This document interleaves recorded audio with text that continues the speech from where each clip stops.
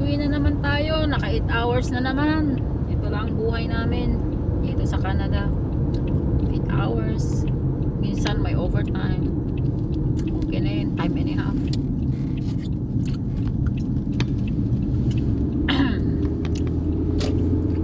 Kaso maaga lang pasok namin.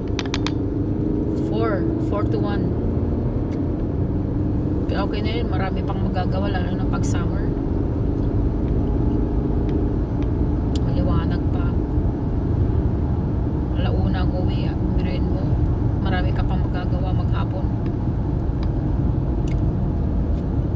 Ito na yun. Pauwi na guys sa aking bahay.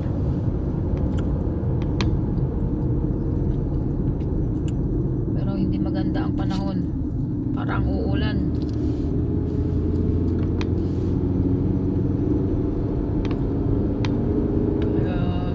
Malamig pa, hindi pa pwedeng maggalagala.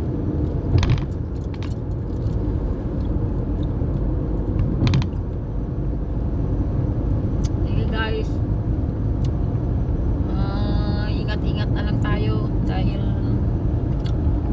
tayo mag-spend too much money kasi eto na yung tinatawag nilang tariff i-implement na dito sa Canada. Hindi ko alam kung ano mangyayari dahil naghihigpitan na. Sasarado na daw yung border. Hindi ko alam kung kailan. Lahat ng border papuntang US isasarado na. Kung anong mangyayari na dito sa Canada. Gusto kunin ni Trump ang Canada pero hindi papayag ang Canada. Oy, Canada is very strong country naman. Canada is not for sale.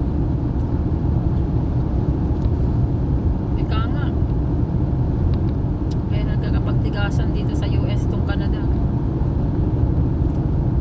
Gustong kunin daw. Hindi pwede.